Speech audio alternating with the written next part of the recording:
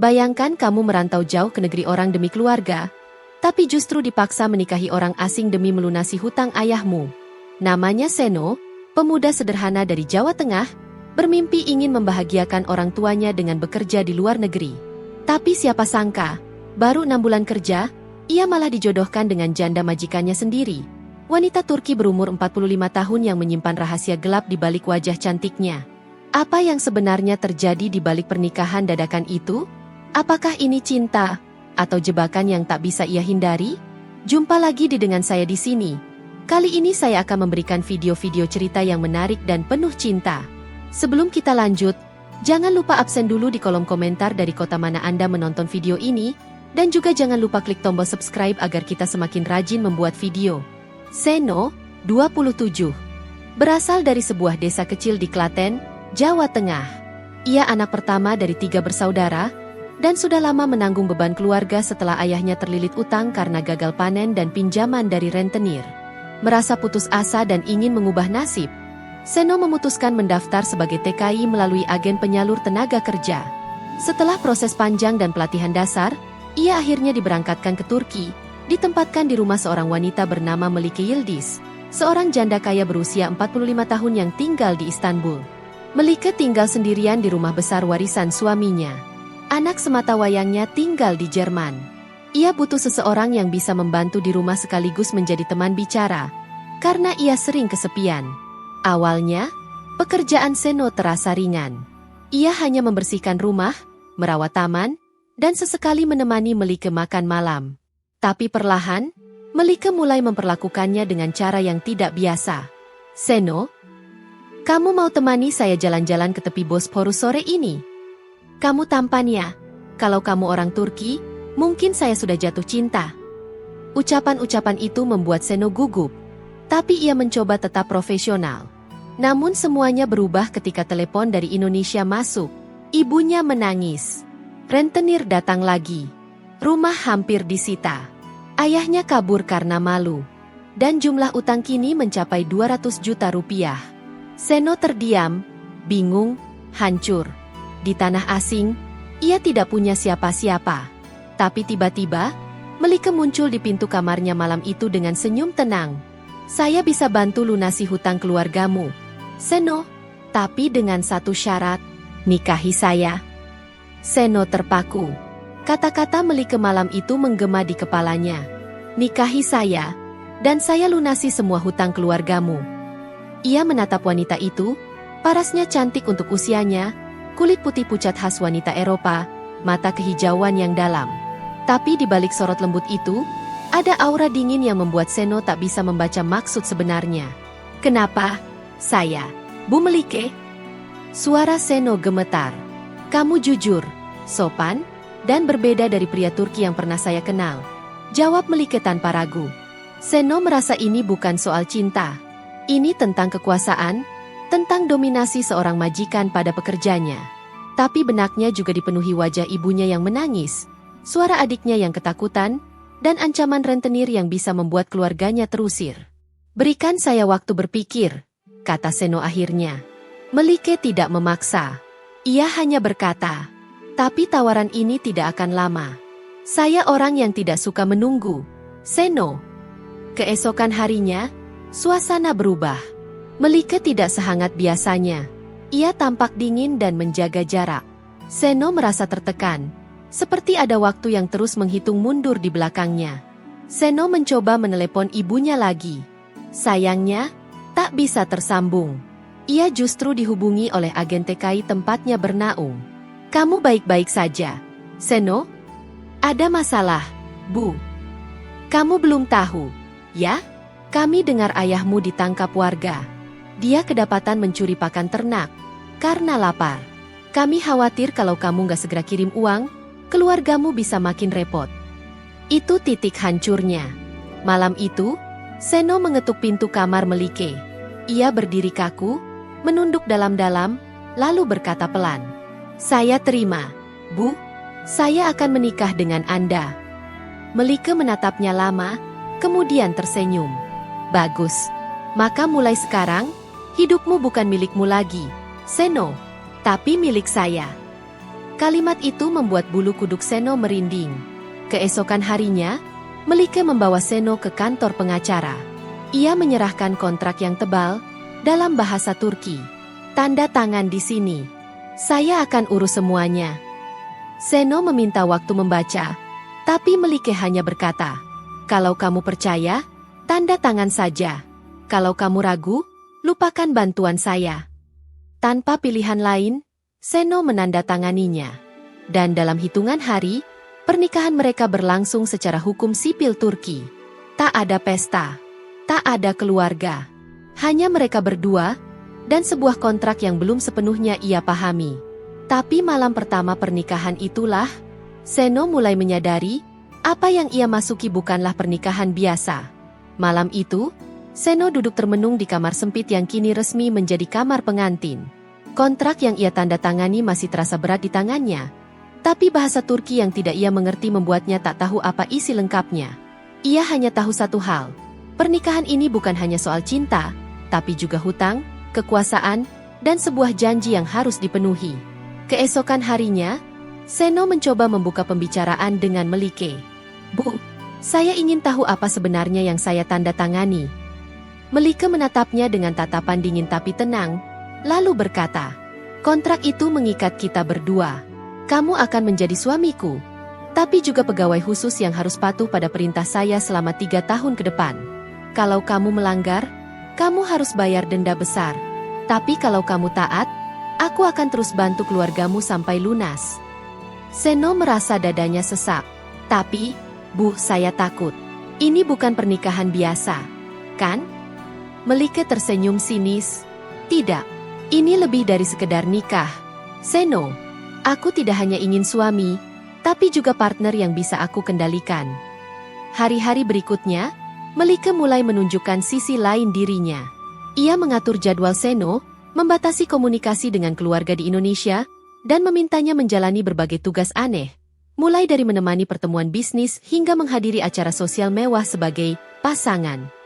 Seno merasa seperti boneka yang dikendalikan, tapi ia tak berdaya. Hutang keluarga terus menghantui, dan Melike selalu mengingatkannya akan janji yang sudah dibuat. Suatu malam, saat hujan turun deras, Seno melihat Melike menangis sendirian di ruang tamu. Dengan ragu, ia mendekat dan bertanya, "Bu, kenapa Anda begitu sedih?" Melike menghela napas panjang, lalu berkata pelan, "Seno, aku pernah terluka. Pernikahanku dulu hancur karena pengkhianatan. Aku takut kehilangan kendali lagi.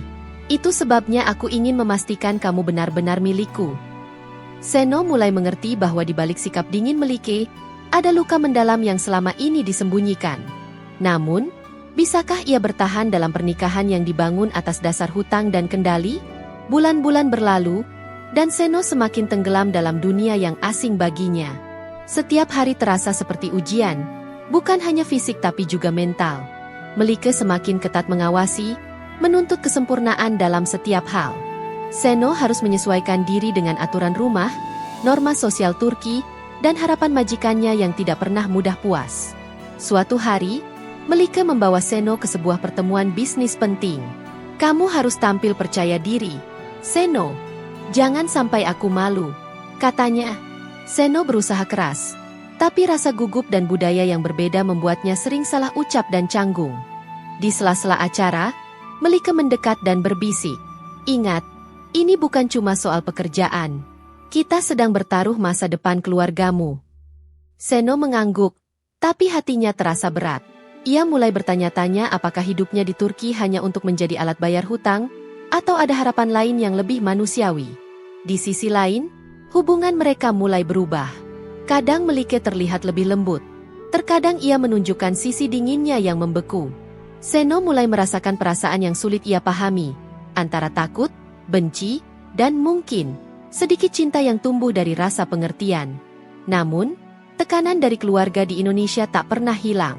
Ibunya sering menangis lewat telepon, menceritakan bagaimana adik-adiknya harus putus sekolah demi membantu bayar hutang. Suatu malam, setelah berdebat hebat dengan Melike soal kebebasan Seno, wanita itu berkata dengan tegas, "Kalau kamu ingin bebas, kamu harus bayar utang itu sendiri." Tapi aku tidak akan melepaskanmu sebelum semuanya lunas. Seno merasa terjebak dalam lingkaran setan yang makin berat. Ia pun mulai merencanakan sesuatu. Mencari cara agar bisa bebas tanpa harus mengorbankan kehormatan dan keluarganya. Seno semakin sadar, hidupnya tidak bisa terus begini. Ia harus berani melawan atau setidaknya mencari celah untuk keluar dari pernikahan yang membelenggunya. Namun, menghadapi Melike yang kuat dan penuh kendali bukan perkara mudah. Seno butuh bantuan. Suatu hari, saat membersihkan lemari tua di rumah Melike, Seno menemukan sebuah kotak kayu kecil berisi foto-foto lama dan surat-surat berbahasa Turki. Ia membawa kotak itu ke Melike dan bertanya, "Bu, ini apa? Apakah ini kenangan keluarga?" Melike tampak gelisah, lalu berkata singkat, "Itu masa lalu yang kubuang." Seno merasa ada rahasia besar yang disembunyikan Melike. Kebetulan, Seno mulai dekat dengan seorang tetangga, Pak Hasan, seorang pria Turki berdarah Arab yang ramah dan fasih berbahasa Indonesia karena pernah lama bekerja di Indonesia. Pak Hasan mulai membantu Seno belajar bahasa Turki dan memberi banyak nasihat soal hidup di Turki. Kalau kau ingin bebas, kau harus pintar membaca situasi.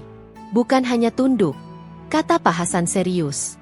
Dengan bantuan Pak Hasan, Seno mulai memahami isi kontrak dan celah hukum yang bisa dimanfaatkan. Namun, Melike tidak tinggal diam. Ia semakin curiga dan mulai memantau gerak-gerik Seno dengan ketat. Suatu malam, Seno dan Pak Hasan bertemu diam-diam. Pak Hasan memperingatkan, "Kalau Melike tahu kau melawan, dia bisa membuat hidupmu lebih sulit. Kau harus hati-hati." Tapi Seno sudah tak peduli takut. Demi keluarganya, ia siap berjuang. Seno mulai menyusun strategi, mengumpulkan bukti, mencari informasi tentang bisnis dan kekayaan Melike, serta berencana menghubungi konsulat Indonesia di Istanbul. Meski ragu, ia tahu ini satu-satunya cara agar bisa membebaskan diri tanpa menghancurkan keluarganya. Dengan bantuan Pak Hasan, Seno mulai mengumpulkan bukti-bukti yang menguatkan posisinya. Ia mencatat setiap perintah Melike yang melebihi batas, dan mencari dokumen kontrak asli yang mungkin bisa ia jadikan senjata hukum. Namun, semakin dalam ia melangkah, semakin besar pula risiko yang ia hadapi. Suatu malam, ketika Seno sedang bertemu dengan seorang pegawai konsulat Indonesia di Istanbul secara rahasia, Melike tiba-tiba muncul di depan pintu. "Seno, aku tahu kau berkhianat padaku," ucap Melike dingin, matanya menusuk penuh kemarahan. Seno terkejut dan ketakutan, tapi ia berusaha tegar. "Aku hanya berjuang untuk kebebasanku dan keluargaku, Bu." Melike tersenyum sinis. "Kalau begitu, kau harus tahu, aku juga punya rahasia yang bisa menghancurkanmu." Malam itu, ketegangan antara mereka memuncak. Melike mengungkapkan sisi gelap masa lalunya, bagaimana ia kehilangan suami dan anaknya dalam kecelakaan tragis, dan bagaimana itu membuatnya berubah menjadi wanita yang dingin dan penuh kontrol. Seno mulai memahami, pernikahan mereka bukan hanya soal hutang, tapi juga tentang dua jiwa yang sama-sama terluka dan mencari cara bertahan. Namun, perasaan itu tidak membuat situasi menjadi mudah. Hari-hari berikutnya, Melike mulai melepas sedikit kendali, memberi ruang bagi Seno untuk bernafas. Tapi peringatan tetap ada. Jika Seno mencoba lari, konsekuensinya akan berat. Seno pun harus memilih. Terus bertahan dalam pernikahan penuh tekanan ini, atau berani mengambil risiko besar demi kebebasan sejati. Hari-hari terakhir dalam pernikahan kontrak itu terasa seperti ujian terberat dalam hidup Seno. Ia tahu waktu terus berjalan, dan kebebasan masih jauh dari genggamannya. Namun, berkat bantuan Pak Hasan dan pegawai konsulat, Seno berhasil mengumpulkan bukti bahwa Melike menggunakan pernikahan ini sebagai alat bisnis dan kontrol yang melanggar hukum. Suatu pagi, Seno dan Pak Hasan bertemu dengan seorang pengacara yang mengerti kasus TKI dan pernikahan paksa di Turki. "Dengan bukti ini, kita bisa membatalkan kontrak dan mengajukan perlindungan hukum untuk Seno," kata pengacara itu. Seno merasa harapan mulai terbuka. Di sisi lain, Melike yang tahu posisinya mulai terancam, mencoba berdamai dengan Seno. "Aku tidak mau kehilanganmu, Seno. Tapi aku juga tidak mau kau pergi begitu saja," ujarnya penuh emosi. Seno menatap Melike dengan campuran rasa iba dan tegas. "Bu, aku tidak benci. Tapi aku harus bebas untuk hidupku dan keluargaku." Dalam sidang pengadilan, bukti Seno diterima. Kontrak dinyatakan batal karena unsur paksaan dan manipulasi. Melike diberi peringatan keras dan diwajibkan membayar kompensasi. Seno akhirnya resmi bebas. Saat kembali ke Indonesia, Seno membawa bukan hanya uang pelunasan hutang, tapi juga pelajaran berharga tentang keberanian dan martabat. Di desa, ia disambut hangat keluarga dan tetangga. Meski pernikahannya dengan Melike berakhir, Seno dan Melike tetap menjaga hubungan sebagai dua orang yang pernah saling mengubah hidup. Kisah Seno adalah bukti bahwa meski terjebak dalam situasi paling sulit, keberanian dan harapan bisa membuka jalan keluar yang tak terduga. Seno menatap langit sore dari teras rumahnya di desa. Angin sepa-sepa membawa aroma tanah basah dan kenangan panjang yang baru saja ia lewati. Dulu, ia pergi ke negeri orang dengan beban berat, utang keluarga, janji yang mengikat, dan perasaan terjebak dalam pernikahan yang bukan pilihan hatinya. Kini, ia kembali dengan hati yang lebih kuat, pengalaman yang membekas, dan mimpi baru yang mulai tumbuh. Perjalanan Seno mengajarkan satu hal penting, bahwa dalam setiap keterpaksaan, ada keberanian yang bisa ditemukan. Dalam setiap luka, ada kekuatan untuk bangkit. Seno membuka sebuah usaha kecil di desanya, bengkel motor yang selama ini ia impikan, hasil tabungan dan kerja kerasnya. Ia ingin mengubah nasib bukan hanya untuk dirinya, tapi juga untuk keluarganya dan generasi berikutnya. Di sisi lain, Melike memilih hidup yang berbeda. Ia menjual rumah besar itu dan memulai perjalanan baru ke Eropa, berusaha menyembuhkan luka lama dan mencari kedamaian yang selama ini hilang. Mereka berdua, dua insan yang terikat dalam kisah pahit manis, kini berjalan di jalan masing-masing dengan harapan yang tak pernah padam. Kisah Seno bukan hanya tentang pernikahan paksa atau utang yang membelenggu.